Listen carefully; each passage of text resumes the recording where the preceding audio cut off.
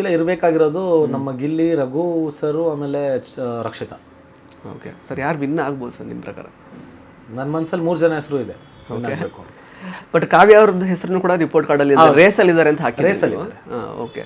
And ಇನ್ನೊಂದು ಅದೇ sir, ಅಂದರೆ ಹಾಗಾದ್ರೆ ಕಾವ್ಯ ಇಲ್ವಾ ಸರ್? ಈಗ 3 ಹೆಸರು ಮಾತ್ರ ಹೇಳಿದ್ರಿ ನೀವು.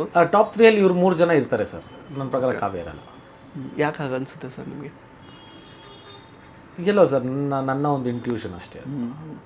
ಮತ್ತು ಸಾಕಷ್ಟು ಲೈಕ್ ಅಂದರೆ ಬಾರಿ ಅಂದರೆ ಪಾಪಪ್ ಆಗುವ ಪ್ರಶ್ನೆ, ಗಿಲ್ಲಿಯಿಂದ ಕಾವ್ಯನ, ಕಾವ್ಯದಿಂದ ಗಿಲ್ಲಿನ ಅಂತ. ಅವರಿಬ್ರು ಅವ್ರ ಆಟ ಪರ್ಸನಲಿ ಆಡ್ತಾ ಇದ್ದಾರೆ. ಬಟ್ ಆ ಹುಡುಗಿ ಸುಮ್ಮನೆ ಇದ್ರು ಇವ್ನು ಬಿಡ್ಬೇಕಲ್ಲ. ಕಾವು ಕಾವು ಕಾವು ಅನ್ಕೊಂಡು ಅಷ್ಟಿಷ್ಟು ಇರಿಟೇಟ್ ಮಾಡಲ್ಲ. ನಾವು ನೋಡ್ರೆ ಹಲ್ಲು ಹಸಿಟ್ ಆಗ್ಬಿಡುತ್ತೆ ಕಚ್ಚಿ ನನಗೆ. ಅಷ್ಟು ಇರಿಟೇಟ್ ಮಾಡ್ತಾನೆ. ಆ ಪಾಪ ಎಲ್ಲೂ ಕಾಣಿಸಲ್ಲ. ಎಲ್ಲರೂ ಕಾವ್ಯನ್ಗೆ ಅವಳ ಜೊತೆ ಇದ್ದಾಳೆ ಅದಕ್ಕೆ ಇವಳಿಗೆ ಹೆಸರು ಅಂತಾರೆ ಅಷ್ಟೇ. ಬಟ್ ಆದ್ರೆ ಪಾಪ ಅವಳು ಎಷ್ಟೋ ಪ್ರಯತ್ನ ಪಡ್ತಾಳೆ, ನನ್ನಾಟನ ಆಡಕ್ ಬಿಡು ಅಂದ್ರೆ ಇವ್ನು ಬಿಡಲ್ಲ, ಬಡಿಯೋದ ಹಿಂಸೆ ಮಾಡಾಕ್ ಬಿಡ್ತಾನೆ.